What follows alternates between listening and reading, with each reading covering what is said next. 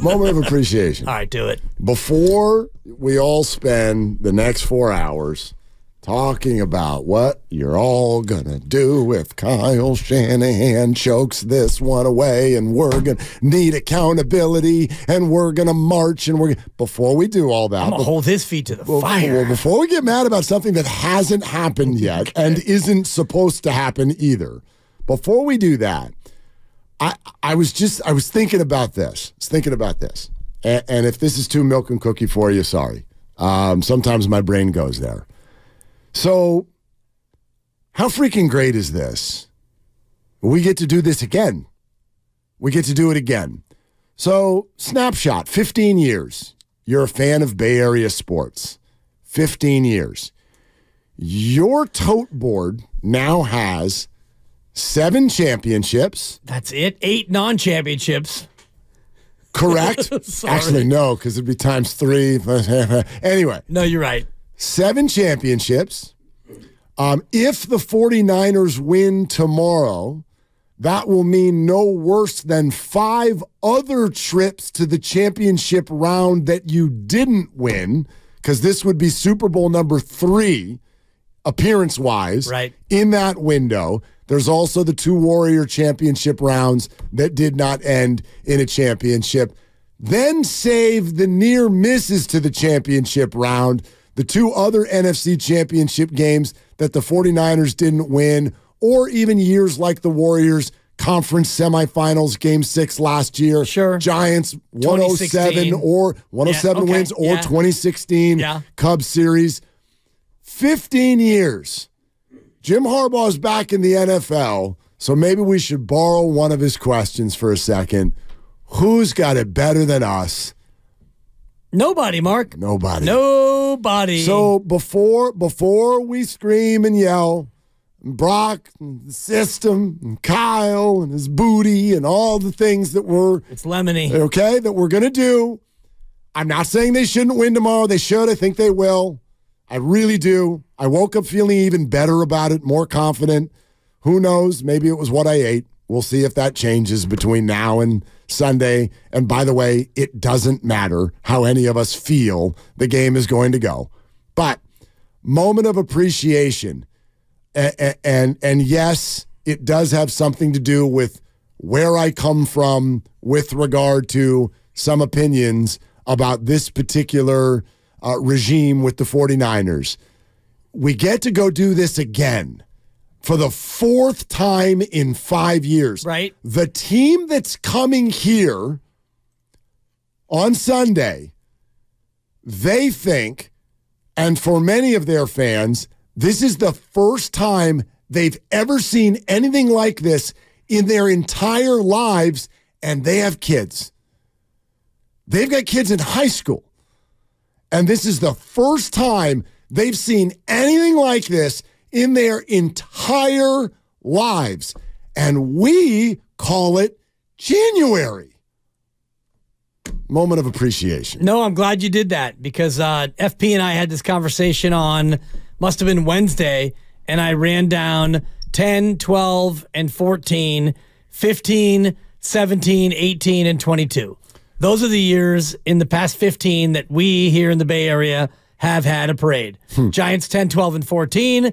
Warriors 15, 17, 18, and 22. And then you sprinkle in the Niners near misses, 107 wins for the Giants. 2016, they were a playoff team, and all the rest of it. And you start to realize we do have it pretty damn good here in terms of always sniffing a championship. Yes, it was baseball, and then, maybe you're an A's fan, whatever.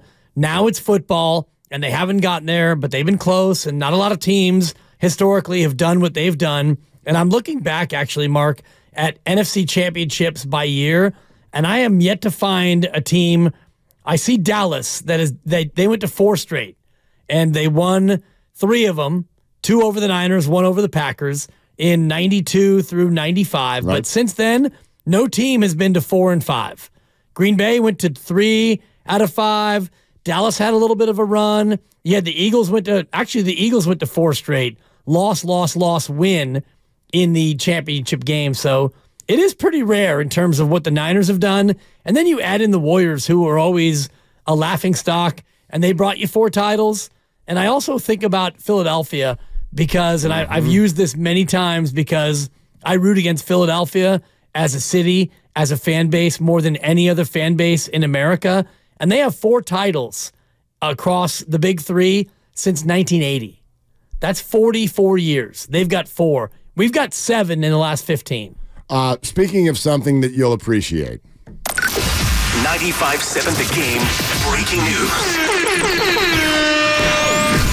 Per Kyle Shanahan, Deebo Samuel has been removed from the injury report. There is no designation. Deebo Samuel will play on Sunday in the NFC Championship game against the Lions. All right. Great news. No injury designation. Now, that doesn't mean he'll be 100%, but that means we don't have to worry about the will he or the won't he.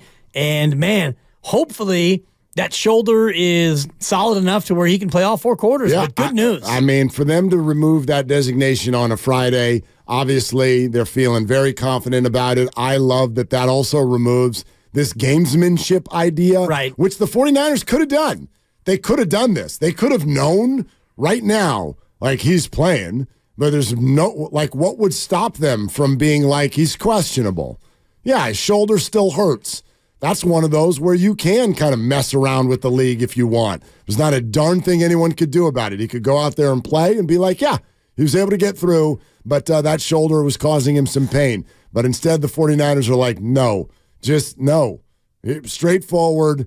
What do they all call Kyle Shanahan? All the players. He's a straight shooter. Yeah. Well, he shot straight. Deebo's good to go. We'll see you on Sunday. All right. Exciting. So I don't know who else might be on the injury list. I mean, Cleveland Ferrell's a guy who probably won't play, and he's out. And so beyond that, if you've got a full roster at home, I love their chances even more, Mark. Yeah. I mean, it's been interesting to kind of watch the odds maker conversation and how much Deebo means to them, that crew who makes lines and follows all of this stuff, the sharps, if you will. I know we always talk about quarterbacks and their line movement. Certainly someone like Christian McCaffrey, that's a line mover. I think many of us would refer to Brandon Ayuk as the Niners, quote, #1 receiver, but he's nowhere near the line mover that Deebo Samuel is because of the game plan effect that he has. The Kyle Shanahan's book is literally a different book based on whether or not that guy is on the field. So this is a big deal.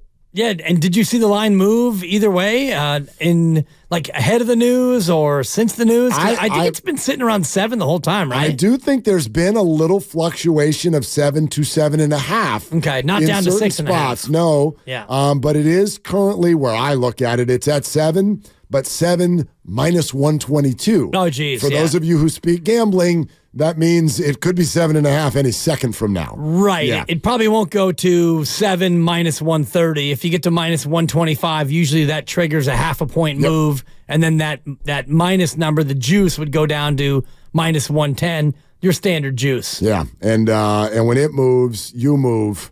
Just like that. Yeah, exactly. Just like that. So anyway, interesting, man. Interesting. The way the Niners have played this, and obviously a sigh of relief for fans, and so here we go. You know, we'd love to take your calls all day on this. 888-957-9570. And we get to do this again. We get to do this again. Right. And the Detroit Lions, this is a terrible day for me to do this, by the way. Are you going to call them adorable? Well, they kind of are. They are. They wear Honolulu blue. They've never been here before. Everybody's coming home. Like Jared Goff's like, I'm from there. Zach Ertz, let's sign him. I'm from there. Everybody's coming home. Like, there's actually something about this matchup that's almost unsettling in that, what is it I'm supposed to hate about the Detroit Lions? This is so different than the Dallas Cowboys coming to town. For sure. Almost any other team. And it gets complicated, and we can get into it because the emotions aren't totally mixed, but if they lose to this team, you'll feel better than losing to almost any other team. I guess, but then on the other front, it's like, no, this is a team that you should be able to handle. We've said all year long that this team does not scare you if you're the 49ers, and now suddenly we sort of feel scared.